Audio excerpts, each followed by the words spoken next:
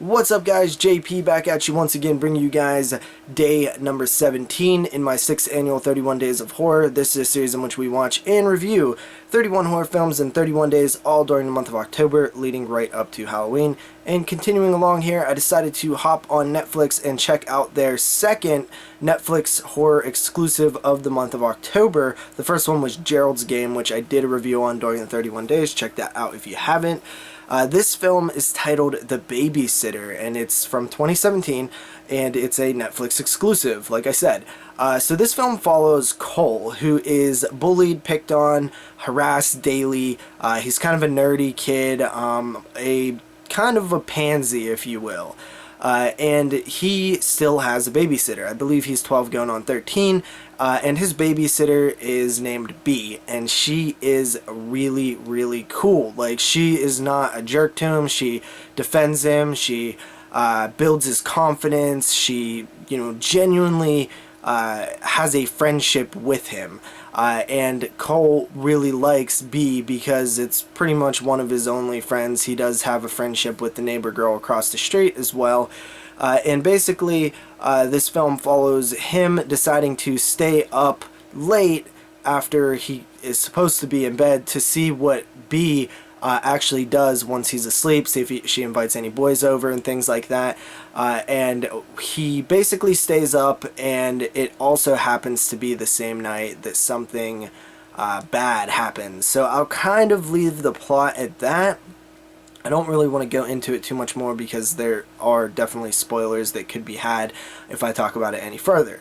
The Babysitter is a horror comedy, and it is more of a comedy horror. It's definitely more comedy than horror, and it is amazing. Like, I thought this was the funniest horror comedy I've seen this year. The jokes are perfect. You might be able to say that this film is a little bit too stylized. It could come off as a little hipster or pretentious maybe with some of the ways and techniques that they used in the filmmaking. They put like words on screen, like oh my god or something, like that very like new age type of filmmaking that you have in the more recent years. But I will say that it did not bug me, and I thought that this film starts off amazing because the character development is fantastic. There's funny jokes from the very beginning.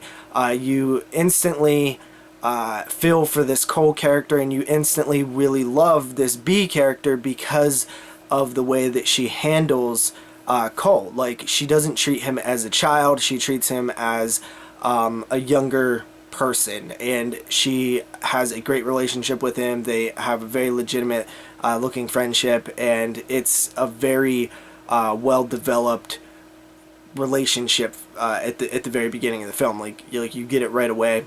And then once things start to happen, the comedy is so on point.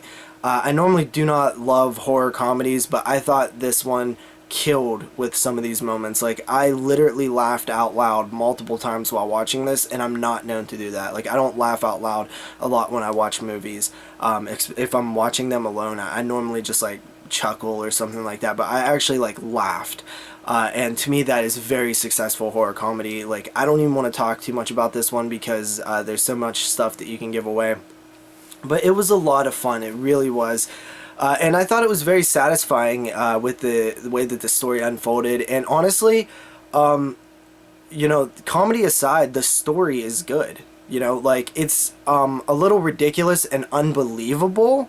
But that's just the type of movie it is. It isn't going for realism. It's going for entertainment and comedy.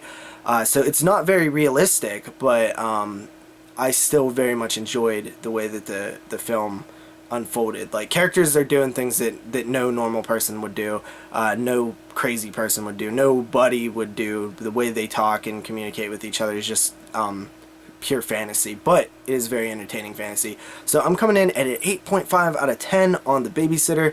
Definitely worth the watch. If you haven't checked it out, do yourself a favor, pop up Netflix and hit the play button. So I'll see you guys tomorrow with another review. Peace.